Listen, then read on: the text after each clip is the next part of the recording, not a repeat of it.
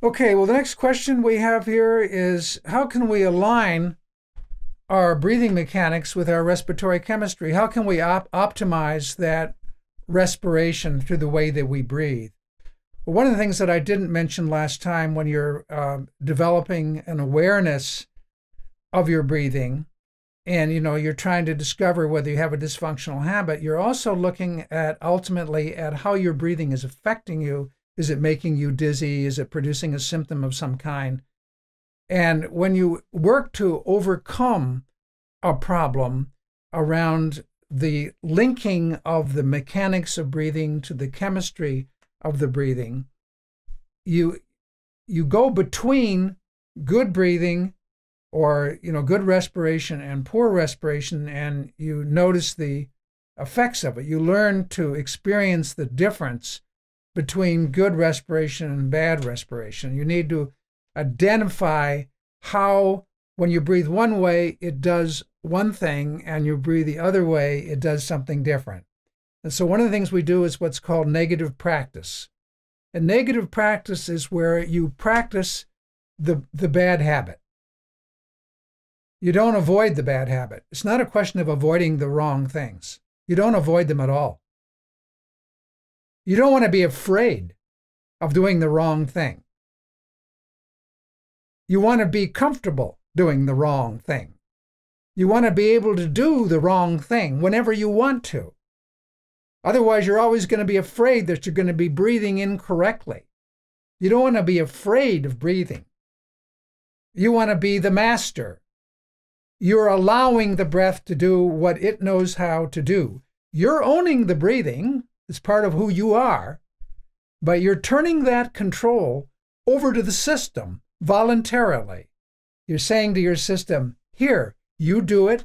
I have confidence in you. You know how to do this better than I do. And you need to become a part of that. You need to partner with your body. So you can practice the bad habit so you can perform it. So you can overventilate, lose the carbon dioxide on purpose, and you learn how to lose it. Because before you may be doing it, but you really had no idea that you were doing it in the first place, and you have no idea how you've accomplished it. So you become a master at doing the wrong thing. I'm going to demonstrate right now how I can deregulate my breathing and how I can disconnect my breathing from my respiration. I'm going to demonstrate it to myself. So I take larger breaths.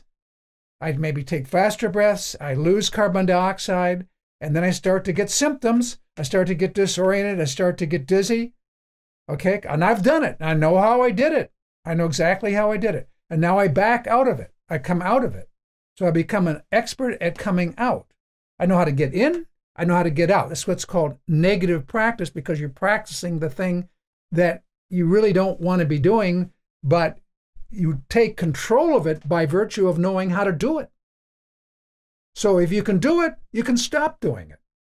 I know what it's all about. I know the behaviors I have to engage in to accomplish it, and I know how to disengage those behaviors. I become an expert at it. So if I find myself actually with low CO2 levels and I'm getting all these wild symptoms that are going on, it doesn't frighten me. They're just symptoms. They're just symptoms. I'm dizzy. Big deal. I'm not going to panic because I'm dizzy. I'm the one who made myself dizzy. And now I can disengage it. Watch. Now, it's not going to happen in one breath. It's not going to happen in 8 breaths. Once you've gotten into that place where you've lost that carbon dioxide, it may take you 2 or 3 minutes to get back.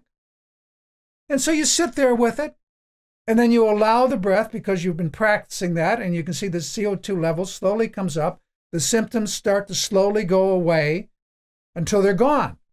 And then you're back to normal. And then you do it again. And you go back to normal, go back and forth. So you know how to control it.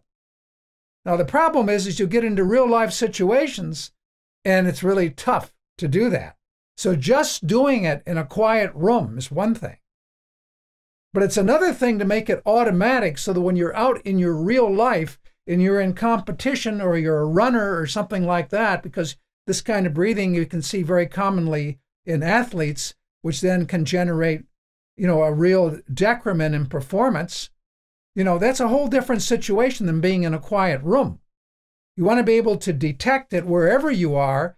And the idea is that when you do detect it, you automatically, you don't implement what you've learned, you automatically do it. Habits are automatic. That's what they're designed to be. It's not something you implement, except in the beginning.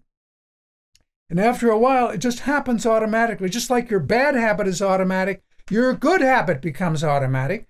But you have to develop it. You develop an awareness, you do the negative practice, you know how to get in, you know how to get out, until it becomes an automatic thing. And the payoff, the outcome of the good breathing is there, and that's what keeps it in place, because you don't have those symptoms, and you actually feel more in control in the sense that you've owned the breathing, but you've turned over the responsibility to your system and let your system do its job. It knows better than you. So that's a little bit of some of the things we do that a person can do to overcome this problem of the misalignment of the mechanics of breathing with the chemistry of what we call the respiration. So that's another question we need.